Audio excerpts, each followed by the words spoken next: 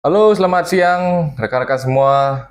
Selamat datang kembali di podcast Bincang-Bincang Pintar yang dipersembahkan oleh Law Firm Dr. Togar Situmorang bersama saya Junior Associate Gede Arnawa. Dan kali ini kita kedatangan bintang tamu yang sangat spesial, yakni Pak Wayan Setiawan. Om Swastiastu, Pak Wayan. Om Swastiastu, semeton sepunapi sampun ngajang. Ya, itulah ciri khasnya. Yen durung ngajang dumunnya semeton pangkan semeton gagal paham semeton. Siap, bagaimana kabar Pak Wayan? Astung karo Siap. baik ini. Rayu-rayu. Ya, jadi Pak Wayan Setiawan hari ini datang ke kantor hukum Togar Situmorang dan juga akan podcast di sini membahas isu-isu yang menarik seputar Bali, Pak. Sebenarnya semua terjadi begitu saja ya. Artinya tidak ada direncanakan. Ya, Tapi saya percaya bahwa di dunia ini tidak ada yang kebetulan. ya betul. Ya. Tidak ada kebetulan. Ya, walaupun betul pun tidak kebetulan. Iya. Kalau salah juga tidak kebetulan, apalagi salah. Kan? Betul. Yang betul aja tidak kebetulan, apalagi yang salah. Ya, lebih tidak ada yang kebetulan. Semuanya sudah by design begitu loh. Desain dari alam semesta lah gitu. Mungkin saatnya hari ini saya ketemu dengan calon-calon pemimpin Bali ini yang Wih, amin. Ya. Terima kasih. Astung Kare lah kalau orang Bali, Astung Kare. Itu loh, siapa tahu ini ada jadi gubernur Kalimantan Selatan, gubernur Bali kan seperti itu kan. Ya. Siapa tahu suatu saat nanti. Kita tetap afirmasi diri baik lah. Iya. Ya kan? Ya. Nggak tahu kita besok seperti apa. Tapi intinya saya ingin sampaikan kepada adik-adik ini, ya pikirannya Terbuka. open mind lah, jangan anti kritik lah. Ya. Kan biarkan yang ngeritik hanya selo kulit beguling ya. Sam-sam rekak. Bibit yang Ya, Pak Wayan Setiawan ini memulai berkecimpung. Kan sekarang kan jadi penggiat media sosial nih sekarang nih. Banyak argumen-argumen beliau yang sangat mengkritisi pemerintahan terutama Bali ya, Pak ya. Ya, itu tergantung sudut pandang orang ya. Kalau saya sih soal pegiat media sosial itu sebutan yang saya buat-buat sendiri. Nggak seperti ahli-ahli apa begitu yang memang mereka fokus di dunia itu gitu ya. Ya, artinya contoh lah ahli gizi mungkin ada lembaga khusus sehingga dia disebut ahli gizi kan. Kalau saya pegiat media sosial ya saya namai diri sendirilah. Ya, saya di media sosial saya bilang begitu ya suka-suka gue lah gitu istilahnya. Jadi begini, kalau di pihak yang berseberangan mungkin saya dibilang buzzer. Tapi kalau di pihak yang sudut pandangnya sama mungkin saya dibilang pengkritisi kebijakan. Tapi kalau bagi saya sendiri, saya sebenarnya tidak senang melihat suatu yang menurut saya dulu, disclaimer dulu, itu tidak benar. Ya, kan subjektif itu kawan Pak. Ya, makanya kan menurut saya tidak benar, menurut orang lain kan belum tentu tidak benar, benar kan. Jadi saya suarakan aja, saya tidak butuh pencitraan seolah-olah saya harus selalu kelihatan baik, gitu. Nggak perlu bagi saya. Ini maaf saja, saya harus memframing Wayan Setiawan itu baik, Wayan Setiawan itu gitu. Enggak, ya saya percaya netizen itu mereka punya pikir sendiri, pola pikir. Ya syukur-syukur mereka bisa menangkap pesan-pesan yang saya sampaikan, bagus. Kalau enggak ya itu resiko, saya dibully, dicaci, dimaki, ya itu resiko. Kalau nggak kuat gitu nggak usah pegang HP. Kira-kira begitu. Betul sih. Tapi menurut saya pun sepakat dengan Pak Wayan Setiawan ya. Soalnya di era demokrasi yang seperti sekarang ini kayaknya perlu orang-orang yang pemikirannya dalam konteks gila gitu deh. Ya, saya Setiawan kan ini kan terbuka. Ini salah satu saya terbuka. Saya sampaikan kepada masyarakat, kalau sakit ya berobatlah ke dokter. Benar. Itu pun spesifik. Anda sakit apa? Kalau sakit jantung, ke dokter jantung. Jangan ke dokter THT kan begitu. Kalau merasa sakit jiwa dalam tanda kutip, ada gangguan mental, gangguan kecemasan, pergilah ke SPKJ. Psikolog. Jangan ke Balian. Kalau ke Balian Anda disuruh begini begitu kan? Ya kan? Mungkin ini keuangan Banten begini, leluhur yang marah atau bagaimana. Kan seperti itu. Saya ingin mengedukasi masyarakat agar masyarakat paham. Betul. Ya. Tapi kadang-kadang dipelintir. Ya nggak apa-apa, saya dibilang nih pasien ODGJ nggak apa-apa. Iya, wajar lah. Ya, saya juga nggak gimana ya sebatas itu orang mampu menangkap ya nggak apa-apa. Bahkan sekelas anggota DPD pun ya nangkapnya segitu ya, mau bagaimana lagi. Mungkin kapasitas kemampuan berpikir beliau levelnya cuma sampai segitu. Tapi yang saya tekankan adalah saya tidak butuh pencitraan semu hanya untuk mencapai tujuan tertentu. Jadi DPR misalnya. Saya walaupun dikasih predikat caleg gagal, tapi saya tidak akan patah semangat dan tidak akan merasa bangga kalau saya jadi DPR dengan cara-cara yang menurut saya tidak masuk akal gitu loh. Contoh nih money politik gitu, atau pencitraan semu gitu. Nggak mau saya. Ya, saya baru bangga ketika saya dipilih karena memang saya layak dipilih. Kalau nggak layak ya jangan pilih. Gitu aja kok repot kan? Itu kira-kira dari saya. Nah, selain itu juga Pak, kan ini sekarang lagi booming ya para pejabat-pejabat itu main media sosial. Mungkin kan itu adalah bentuk menunjukkan kinerja beliau gitu. Nah, kira-kira gimana Pak? Tentang pencitraan ataupun pencitraan itu dalam dosis tertentu memang diperlukan. Benar. Obat batuk aja ada dosisnya, obat pun ada dosisnya. 1 sendok makan gitu kan, 3 kali sehari kalau umur sekian. Ya kalau pencitraannya berlebihan, paman ini obat batuk ini diminum sekaligus ya mabuk pencitraan kan begitu. Iya, lupa itu, kerja dia. Itu enggak, itu juga satu bikin mabuk yang mencitrakan diri, 2 bikin mabuk audiennya juga. Ya. Kalau saya boleh sebutlah seperti figur KDM. Ya. Teman saya bilang KDM kan bukan menciptakan beliau tuh menciptakan Superman, bukan super tim. Super tim, ya. Artinya one man single show gitu loh. Bukan kerja teamwork, kan begitu.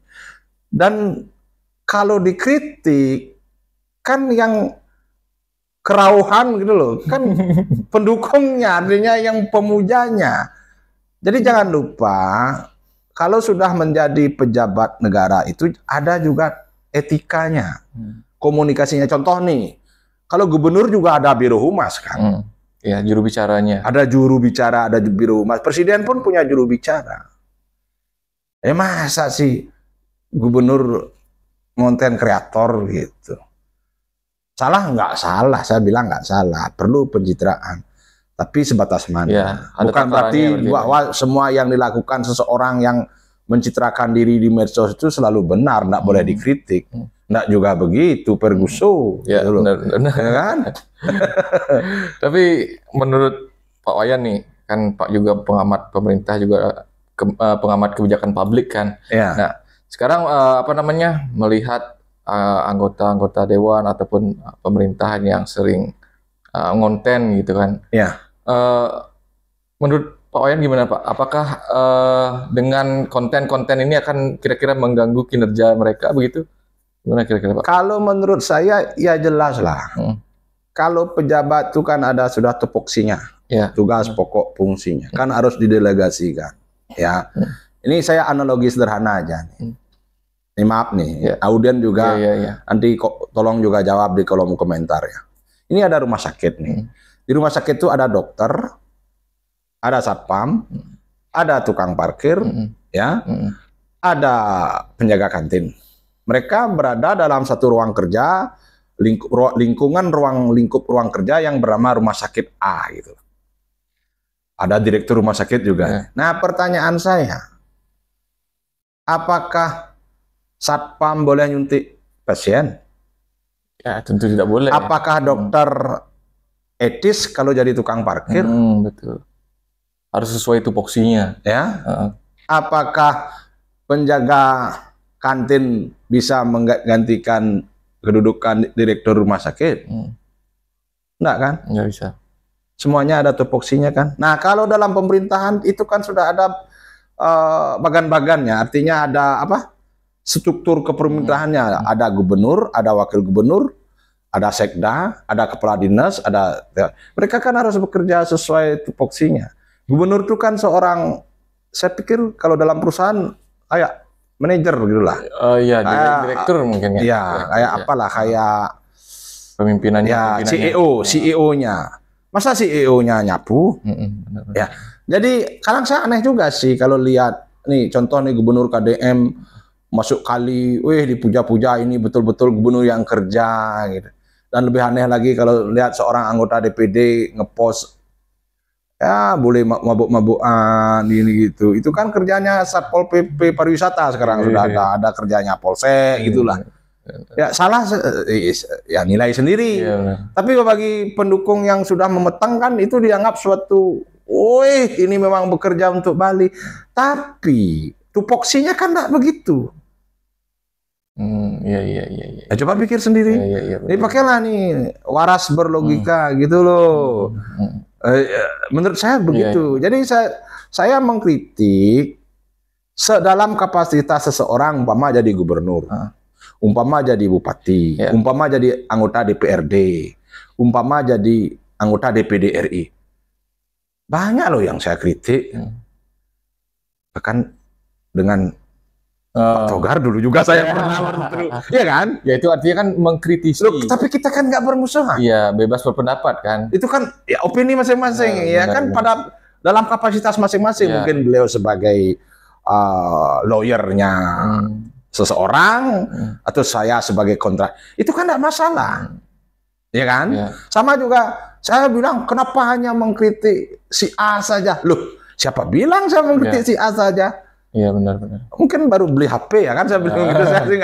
Saya bahkan yang mohon maaf nih ya, bupati yang saya dukung pun saya kritik. Dan itu pun kan kinerjanya yang Pak. Iya bukan personalnya. Bukan personalnya. Yang baper malah personalnya. Yang baper malah personalnya kan lucu. Bagi saya ini lucu dan ini perlu didengar oleh masyarakat. Benar. Ya, Anda kerjanya apa? Dalam bidang apa? Ya kan? Ambil itu.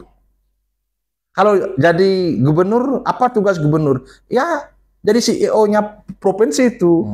Anda mendelegasikan apa yang ada di otak Anda itu biar dijabarkan kepada bawahan Anda, biar didelegasikan untuk tujuan-tujuan kebaikan sebesar-besarnya kebaikan masyarakat. Bukan Anda mengambil kerjaan anak buah Anda. Biar dibilang, saya gubernur bekerja, begitu loh. Fokus konten jadinya, Pak. Iya kan gitu. Iya, secara nggak langsung lah ya. Artinya coba pikir sendiri. Iya kan? Jadi setiap saat bahkan kalau perlu gubernur kentut juga dikontenin kan. Ini kentutnya gubernur A gitu umpamanya. Wih gitu. Kan enggak benar begitu juga kan? Iya benar. Ya, cobalah dipikir. Jadi pemerintahan itu saya pikir kolektif kolegial, teamwork. Ya, jadi nggak ada single man show gitu loh, nggak ada itu. Jadi delegasikan.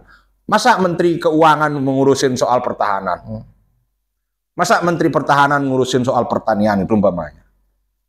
Ya Menteri Keuangan ngurusin soal fiskal gitu kan? Ya kan? Ya, benar. Menteri Pertanian ngurusin soal pupuk gitu kan? Ya benar. Kecuali saya rakyat ya bisa ngurusin siapa aja kan? Saya juga rakyat, namanya rakyat.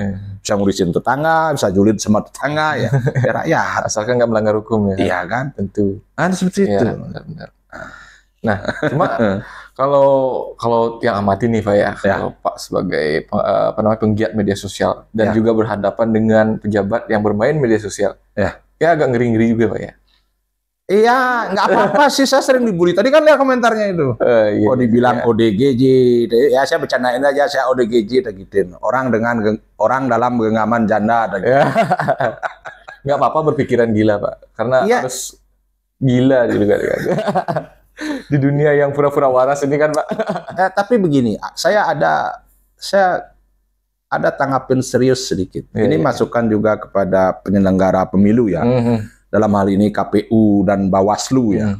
KPLU dan Bawaslu.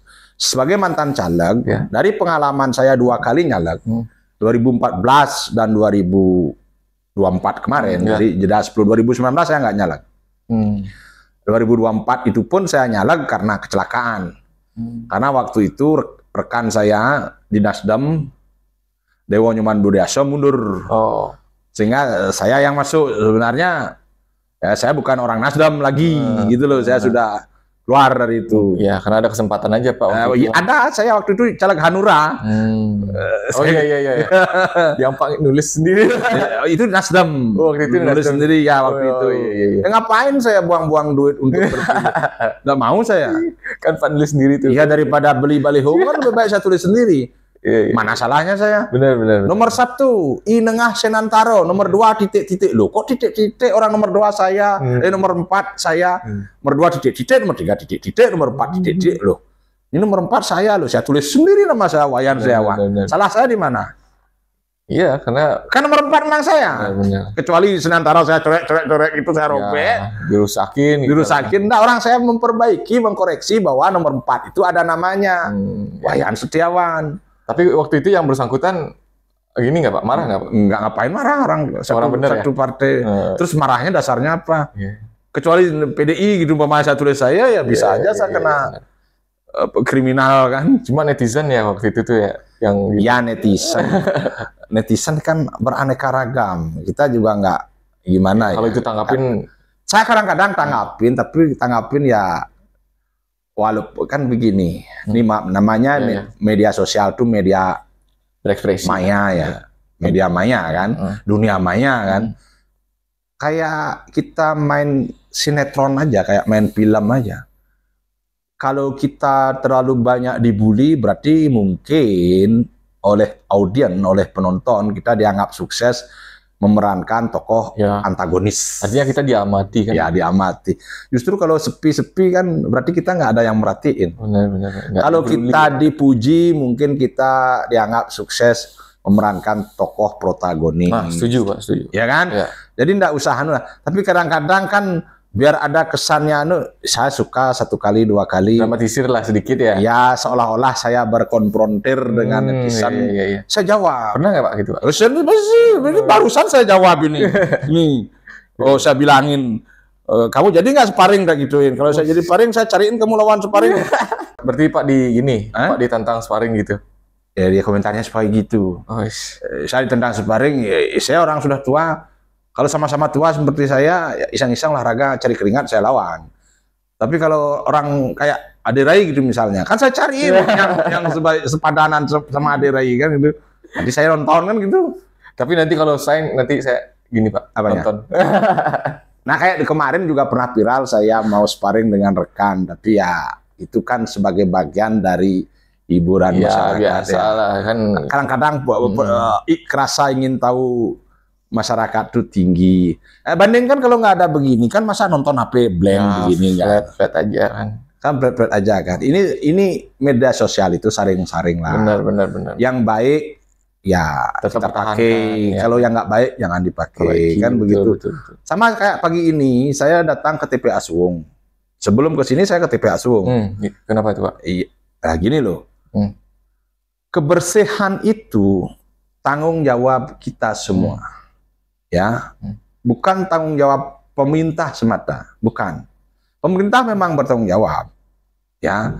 Tapi pada pokoknya kebersihan adalah tanggung jawab sendiri. Artinya kalau saya singkat, sampah itu adalah tanggung jawab si pembuat sampah, si penghasil sampah. Benar. Contoh saya ini bukti langsung. Saya pakai tisu, saya nggak buang sembarangan, saya masukin kantong. Nah itu contoh teman-teman semua. Saya masukin kantong, kenapa? Loh ini tisu saya masa saya buang sembarangan? Nanti saya sampai rumah saya punya tong sampah, ya kan? Nggak asal pracet, bung gitu, nggak begitu. Nggak begitu cara mainnya. Nah, setuju Pak, setuju. Ya inilah yang masyarakat harus pahami. Jadi kalau bagi saya ya. Bahkan Dewa Indra pun mungkin gubernurnya, kalau masyarakatnya ndablek, kalau masyarakatnya karakternya jelek, Kalau rendah kesadarannya akan kebersihannya, nggak akan selesai masalah sampah. Benar. Saya nggak membela pemerintahan ya, nggak. Tapi cobalah pikir, dari 700 desa yang ada di Bali, ada kok desa yang bersih. Ya. Banyak kok. Banyak. Saya bisa sebut seberapa nih biar Apip sebagai bentuk apresiasi saya juga. Ada desa Padang Tegal, ada desa apa itu namanya Penglipuran, Blimbing Sari. Di Sukowati ada Banjar namanya itu yang punya tebo modern. Lupa saya nama Banjarnya. Sumerto juga bagus. Mana lagi yang bagus? Banyak yang bagus. Yang pengelolaannya baik gitu. Baik pengelolaannya. Kenapa desa-desa lain yang nggak bisa? Saya kritisi. Ya karena mereka mengalokasikan anggaran APBDes-nya tidak sesuai, suka-suka dia lah gitu loh. Tidak dipakai untuk itu dan tidak pernah mengedukasi masyarakatnya. Kayak seperti itu. Apakah saya diam? Benar. Sedikit-sedikit orang ya, ini ada pohon tumbang biar gubernur kerja. Ada biar gubernur, semua gubernur waras. Benar. Terus pemerintahan yang paling dekat, yang paling menyentuh masyarakat kan adalah pemerintahan desa. Pemerintah desa. Gubernur kan sudah membuatkan dasarnya, pondasinya berupa peraturan gubernur. Dari atas diturunkan ke bawah. Iya. Kan eksekutornya siapa? Kalau di bawah gubernur ada dinas lingkungan hidup, ada dinas kebersihan pertamanan, apalah namanya. Benar. Iya kan? Kalau masalah-masalah begini, kerja dong. Jangan ambil gaji aja. Benar. Kan gitu. Ya. Peran masyarakat juga penting sih Pak ya sebenarnya. Masyarakat yang terpenting mengedukasi masyarakat. Coba lihat di desa-desa, coba lihat di sekolah-sekolah. Ya. Kalau sudah pengelolaan sampah berbasis sumber, masyarakat memiliki kesadaran ya, janganlah tinggi-tinggi. Ya sedikit di atas middle lah. Kalau antara 0 sampai 10, ya cukuplah punya kesadaran 6 atau 7. Jangan 5 asal jangan merah. Bersih itu Bali. Sangat membantu pasti dampaknya udah terlihat. Sekecil apapun itu. Tapi sekarang masyarakatnya sendiri yang gimana? Iya benar. Gimana? Nah mau ngomong apa? Saya bilang kamu ngomong aja. Loh, datang ke rumah saya. Sebenarnya sampah rumah tangga saya kelola sendiri. Nah itu teman-teman. Ini maaf nih, boleh datang. Saya nggak cuma ngomong. Ayo datang ke rumah saya. Orang yang Anda anggap gila, sedangkan Anda ya gitu loh. Ini saya terbuka aja. Makanya saya bilang saya nggak perlu pasang muka bahwa saya Wayan Setiawan ini orang sempurna, orang baik. Tapi kan mulai dari diri sendiri dulu Pak. Nggak apa-apa tuh, cari nilai apapun nggak apa-apa. Yang penting kita terus berbuat baik. Nah, itu lingkungan, masyarakat sekitar. Terserah nanti mereka ngomong apa kan subjektif namanya, kita nggak bisa mengendalikan. Saya nggak bisa paksa orang untuk senang. Ya, benar. Melarang orang untuk benci saya kok. Nggak bisa itu. Tapi, nah contoh ini kalau ada seorang warga negara yang sudah diberi mandat oleh rakyat menjadi wakil rakyat bertindak di luar kewenangannya, ya saya kritisi. Oh iya. Bila perlu saya laporkan. So what gitu. Ya karena itu haknya Bapak sebagai masyarakat. Ya sebagai rakyat. Saya sebagai pemberi mandat. Kan rakyat pemberi mandat. Oh kamu nggak memilih dia, loh dari mana dia tahu saya nggak memilih dia? Orang asas pemilu udah luber. Iya. Karena rahasia aja. Ya, dari mana dia tahu saya nggak memilih dia, si A, si B gitu umpamanya. Tapi secara umum kan adalah rakyat sebagai pemberi mandat. Ya kan? Ya benar. Benar nggak saya? Benar. Tapi kekuatan mereka ya itu Pak, dukungnya. Ya mereka kan cari pasar dari memelihara, kalau saya bilang ya memelihara marketnya adalah market stupidity. Ya mungkin itu strategi politik ya termasuk ya. Ya kan saya nggak menghalalkan itu kok. Saya lebih bangga tidak terpilih daripada saya terpilih oleh orang-orang yang oleh apa kita membuat semacam kamuflase gitu, apa namanya, memanipulasi orang gitu, manipulator gitu loh. Biar kalau enggak perlu, saya enggak bangga itu. Tapi Pak, ada mau niat lagi nggak nyalon nanti? Soal niat itu bukan niat. Kita kan bersamaan hak dan kewajibannya. Ya, kalau pemilu itu ada hak memilih dan hak dipilih. Benar. Ya, bukan masalah niat. Jadi sepanjang undang-undang memang mengizinkan, kan pilihannya dua, saya pakai hak saya apa enggak, kan gitu. Nah kebetulan 2014 saya pakai hak saya untuk dipilih sekaligus untuk memilih. 2019 saya nggak pakai hak saya untuk dipilih, saya pakai untuk memilih. 2024 saya pakai hak. Mungkin 2029 saya pakai lagi hak saya. Siapa tahu kan gitu. Ya, kan seperti itu. Ya, tapi nah soal saya terpilih atau tidak, ada yang bilang saya celah gagal, emang saya aja yang gagal gitu. Ya. Nggak usah itu dimasukin hati. Iya benar. Yang namanya demokrasi kan wajar. Terpilih dan tidak terpilih kan adalah hak masyarakat sendiri. Betul. Mungkin belum gilirannya Pak dan juga. Oh, enggak masalah. Ya, enggak masalah. Nanti kan seiring berkembangnya waktu, seiring dengan apa namanya show-show yang gebrakan-gebrakan yang Pak Setiawan. Kalau boleh jujur ya, saya nggak munafik ya. Nah. Kalau boleh jujur, apa yang saya lakukan ya saya lakukan saja. Benar. Enjoy yang enjoy, ya, nggak peduli saya apakah saya nyala atau enggak, nggak peduli, dari dulu juga saya begitu. Apa buktinya begitu? Saya ambil contoh. Dari sekian celah gagal, siapa sih yang konsisten ngomong? Ada. Coba cek. Ratusan loh di Bali. Kita bicara Bali. Paling diam dia. Kenapa? Ya nanti kalau mau nyalak, waktu mau nyalak lagi ngomong. Canda, saya saya nyalak kayak 2029, mau enggak kayak saya, apa yang perlu saya omongin aja. Benar. Ya, seperti kemarin kasus pelayanan publik di Desa Ngantako. Ya, saya mediasi sampai selesai. Walaupun saya bukan wakil rakyat, saya masyarakat. Saya cari itu perbekalnya, saya cari camatnya, saya cari kadis PMD-nya. Selesai, clear. Ya kan? Walaupun saya dituduh maklar perizinan, ya, kan ternyata tuduhan tidak terbukti. Benar. Saya konfirmasi langsung pada pihak Alfamart. Anda kenal saya nggak? Nggak. Kalau Anda nggak kenal saya, bagaimana Anda bayar saya? Bagaimana saya berhubungan dengan Anda? Yang saya permasalahkan bukan masalah izin. Itu bukan urusan saya, itu urusan dinas perizinan. Benar. Yang saya permasalahkan di Desa Ngantako adalah soal pelayanan publik. Apa padanan kata yang bagus selain bobrok dari pelayanan publik yang berbulan-bulan nggak selesai? Ada tenggat waktu loh. Kalau nggak salah 2 kali 7 hari, 14 hari itu harus ada jawaban. Apakah masyarakat itu dapat pelayanan atau tidak? Itu harus ada jawaban tetap tuh. Nah ini dari bulan Agustus sampai bulan Mei nggak selesai. Tergantung. Terus saya bilang bobrok, terus marah. Loh, cariin saya padanan kata yang lain selain bobrok untuk pelayanan publik yang buruk begitu. Apa? Kan itu. Iya. Apa? Iya benar. Iya, saya kan bicara fakta. Nah, kemarin tadi juga saya baru datang dari Balai Sungai Balai Wilayah Sungai Penido, Bali Penido. Saya mempertanyakan soal pelanggaran sempadan pantai. Sempadan sungai. Saya pertanyakan itu. Ini memang Anda nggak tahu, pura-pura nggak tahu, atau tahu tapi apa? Disembunyikan. Saya harus tahu nih jawabannya. Saya minta kan jawabnya. Dari datang ke sini nanti kapan saya tahu? Saya perlu waktu. Saya gitu kan. Ini saya kasih nomor WA, nanti Bapak saya oke, saya nggak akan bicara banyak.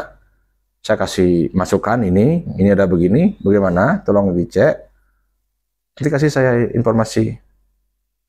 Kan begitu, nggak perlu serius kayak gini, sebenarnya enggak sih.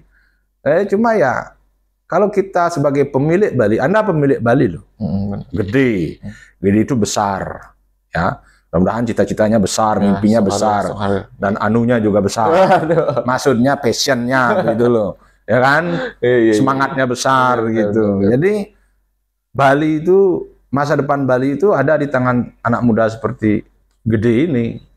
Ya kan? Benar. Iya kan? Benar, setuju Pak. Karena kan peran anak muda sekarang ya mungkin 30 atau 25 tahun lagi kan nanti kita yang pegang kendali. Iya bisa jadi nanti Anda jadi gubernur Bali, mana tahu saya. Ada kan gitu.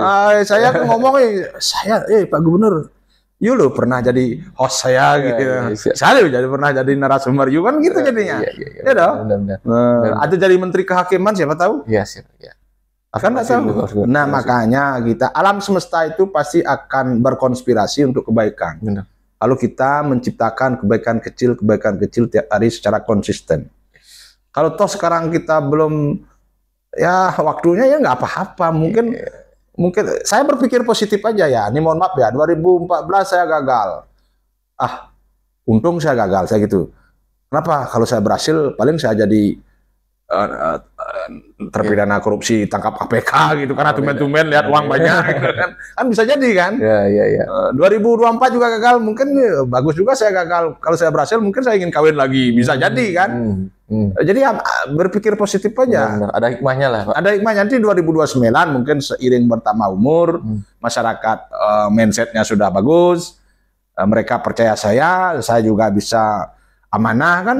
Betul. Oh, ternyata maksud Tuhan begini. Ya kan? Jadi nggak usah kita merasa hanya orang jatuh loh yang bisa berdiri. Itu loh yang bisa bangkit. Seperti itu. Benar. Jadi jangan takut jatuh. Rinso bilang jangan takut kotor. Itulah kata-kata dari Pak Wayan Setiawan. Benar Pak Singdun? Setuju Pak, setuju. Patut. Nah, mungkin ini pertanyaan terakhir nih Pak ya. Nggak usah kasih terakhir. Ini pertanyaan apa? Pertanyaan terakhir emang mau kemana? Mau menghadap orang dulu. Pasti akan ada pertanyaan lain, tapi di lain waktu. Betul. Apa nih pertanyaannya nih? Nah, jadi kan sebagai pertanyaan penutup dari segmen ini kan Pak Wayan Setiawan kan sering mengkritisi pemerintah, tapi pernah nggak ada perasaan takut terutama tentang kritikan-kritikan di media sosial ini, Pak? Saya nggak takut deh nutup pintu, yang lain tuh nggak takut saya. Iya. Maaf aja nih. Benar. Aja saya takut, saya tutup pintu pasti. Nggak pernah saya buka pintu, saya nggak mau keluar. Maaf aja. Kalau soal kritik-kritikan itu sepanjang saya bener, belum pernah ada cerita Wayan Setiawan takut. Maaf, bukan saya sombong ya. Benar. Apa yang saya takutkan? Saya pemilik negeri ini kok. Saya rakyat. Apa yang saya takutkan? Tapi pernah dilaporkan nggak Pak sama seseorang? Silahkan aja. Kenyataannya saya kan masih di sini. Tapi pernah nggak Pak? Enggak ya? Nggak tahu. Belum ya? Kalaupun pernah ya silahkan aja. Kan semua equal ya. Apa namanya istilahnya? Equality before the law. Equality before the law. Kesetaraan di depan. Nggak apa-apa. Nggak apa-apa. Dilaporkan, itu nggak apa-apa. Berarti dia perhatian sama saya gitu. Nah, tapi faktanya Wayan Setiawan masih duduk di sini gitu. Dan masih bersuara untuk kebaikan Bali. Kalau Pak Wapres Gibran bilang saya masih di sini, kan gitu. Siap, ya kan? Nggak apa-apa itu. Apalagi jangan berdoa. Apalagi mau bertanya apa lagi? Sepertinya masih betah nih di sini ya Pak Wayan Setiawan. Ya. Saya di sini senang, di sana senang. Senang. Ya, asalkan bisa bersuara. Apalagi dapat makan tadi gitu umpamanya. Ya kan? Kalau itu jangan di-spill, Pak. Enggak apa-apa. Artinya begini. Ya, kadang-kadang kita lupa bersyukur. Benar. Ya. Kita seolah-olah hidup menderita, kita seolah-olah menyalahkan situasi. Coba sekali itu ke TPA Suwung mau cium sampah, atau sekali-kali main-mainlah ke UGD. Karena mereka masih di zona nyaman, Pak. Lihatlah orang yang pakai infus, cuci darah, gagal jantung, gitu kan. Sesak napas, nggak bisa napas. Alam semesta ini, kalau kita beli, pernah nggak beli angin? Angin ban? Angin ban pernah. Berapa? Di SPBU itu 5.000. 5.000. Berapa angin yang kau sedot setiap hari itu? Kalau beli sama Tuhan? Tak terhingga itu, Pak. Nah, makanya syukurilah kau bisa narik napas. Syukuri. Iya. Orang napasnya susah kok. Nggak terhingga harganya. Ya nggak terhingga, jadi jangan pernah nggak bersyukur. Apapun keadaanmu, apapun kehidupanmu, apalagi masih bisa makan, minum, gitu. Syukuri itu. Dari saya sih gitu. Ya. Benar. Jangan pernah nggak bersyukur. Marah nanti alam semesta. Ya, siap. Karena jangan tanyakan apa yang kita terima, tapi tanyakan apa yang telah kita berikan pada alam semesta terutama. Inilah coach kita hari ini bersama Pak Wayan Setiawan. Terima kasih Pak telah hadir di podcast Bincang-Bincang Pintar. Mungkin nanti ada kesempatan lagi buat kita berbincang-bincang lebih jauh lagi ya. Astung Karo sukses terus. Semangat ya. Ya, siap. Jadi anak muda. Siap. Pokoknya bangun Bali dengan skillmu masing-masing. Kalau di Laupom, ayolah kita bangun supremasi hukum. Kita tegakkan supremasi hukum yang bersih, jujur, dan berlandaskan keadilan. Oke. Ya, terima kasih rekan-rekan semua. Sampai jumpa di episode selanjutnya. Ayo semeton. Ajang demun, Bang dan gagal paham.